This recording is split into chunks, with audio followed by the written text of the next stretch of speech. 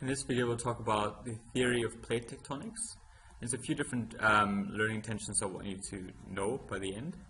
But the idea is, again, we'll talk about these plate tectonics, what they are, and also how they move, right? So first I want you to know what tectonic plates actually are. That's important. I want you to be able to name at least two tectonic plates. I'll go for some of the major ones soon. I want you to understand how convection currents in the mantle are responsible for the movement of tectonic plates, right? So how does convection current actually cause tectonic plates to move? And to know where the heat that's produced to power these convection currents, where that heat actually comes from, right? So those are the things we need to figure out from this video. Alright, so what are tectonic plates? Well, if you have a look at the globe, you've got your oceans and you've got your continents, and if you were to imagine the world to be a puzzle, then these pieces of the puzzle would be your tectonic plates.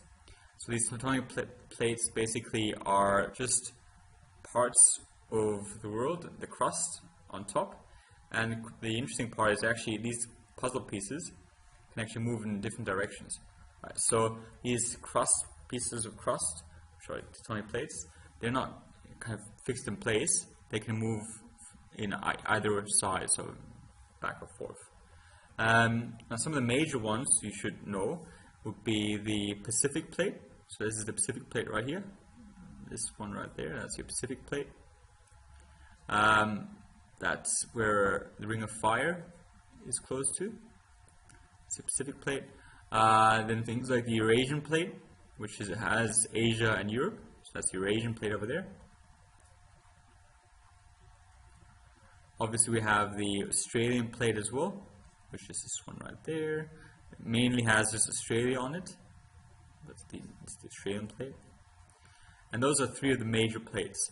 Now we have roughly 8 major plates and quite a few more minor, smaller plates. But in total we've got about 15 to 20 plates, but 8 of these are major plates, so these are the big ones. And these are 3 examples of major plates: Pacific plates, Eurasian plates, and Australian plates. Right, but remember all these plates can kind of move in all directions. Now the question is, how do they actually move? And this is something called the theory of plate tectonics. Now before we go into how things will rise in the mantle, come up, push, and then come back down again, we'll basically briefly discuss what lava lamp is, because your plate tectonics will work very similar to how lava lamps work. Now this is your lava lamp right there, and lava lamps have on the bottom, so right in here somewhere, they have a heat source. That's your heat source right there. That heat source will heat the wax, which is the red bits here, and the red bit I've drawn here. It will actually heat that wax. And the rule is, convection currents basically is defined as hot things rise. So once that heat has gone into the wax will rise because of the heat it's absorbed. And once it got all the way to the top, well, then it's lost a bit of that heat, and then it will fall back down again, right? So the idea is with the lava lamp, that's why these things go up and down. The heat source will heat up the wax, just like the heat source in the core will heat up the rock. The rock, or in this case the wax, will rise, it'll lose that heat, and then come back down again. Right? Now it's going to work the same way on Earth, because our core, that's our heat source. Right? So the core here is our heat source. And you need to know where the heat actually comes from, and the heat's been stuck there since the Earth was created. So there's 2 places where it comes from radioactivity. Right? So in the core we have lots of reactivity that occurs, which creates heat, and basically we still have some leftover heat from the origins of, or the creation of Earth itself. So those are 2 sources of all of our heat: reactivity and the creation of Earth. Stored heat from that. But the heat basically will heat up the rock beneath, above it, right? So you can see all these arrows. Will heat it up, and anything that's hot will rise. That's just a rule you need to remember. And it will rise and rise and rise. And then once it gets to the top, well, it'll basically push sidewards. And as it does so, you can see the slab, or these tectonic plates on top, the ones in gray, it will push against them from the side, and by doing so, it'll push them along like a conveyor belt.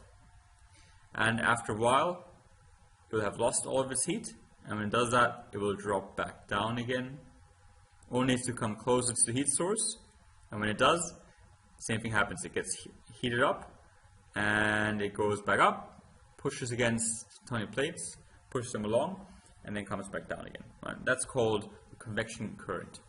So what I've drawn here in blue is called your convection current. And remember, convection refers to hot things rise. So in the mantle, we've got this rock. We've heated up the rock. The hot rock rises and pushes against these tectonic plates. And when they push against tectonic plates, they move. In this case, in both directions. So to your left and to your right. And we call that a diverging boundary. We'll talk about that later. But when it does so, tectonic plates move. After a while, the rock loses its heat and drops back down again. But that's basically plate tectonics in a nutshell. Now, what did I want you to get from this video? So a couple of different things. I wanted you to know what tectonic plates are. Remember, the world is made up of these. So the world surface is divided into them, like our world surface would be divided into puzzle pieces. And we have roughly 15 to 20 tectonic plates. Now, 7 or 8 of them are major ones, and you should know a few of them, right, to be able to name at least 2 tectonic plates. And it'd be good to know where the Pacific plate is, because that's quite active, or the Eurasian plate, which is where Asia and Europe is on, or the Australian plate, where obviously Australia sits on. Right? So those are 3 examples of different plates you should know. Then you need to understand how convection currents in the mantle are responsible for the movement of tectonic plates. So remember, hot rocks to the core will heat up the hot rock, and that hot rock will then push against the plates on top, and after a while of pushing against them, which makes those plates move, the hot rock loses its heat, comes back down again, gets close to the core, gets heated back up again, and so on and so forth. So these are called convection currents. Convection means that hot things rise, and it's like a current, which is in a cycle. But whenever it comes up, it will push against the plates, and that's what's caused them to move. Alright, last thing was to know where the heat to produce the convection currents in the mantle comes from. Remember, that was from the core. And the core had it from 2 different sources, from radioactivity, because we just have radioactivity happening in the core, and from the creation of Earth itself. So when that was created 4.5 billion years ago, basically all that stored heat has still been there for all that time.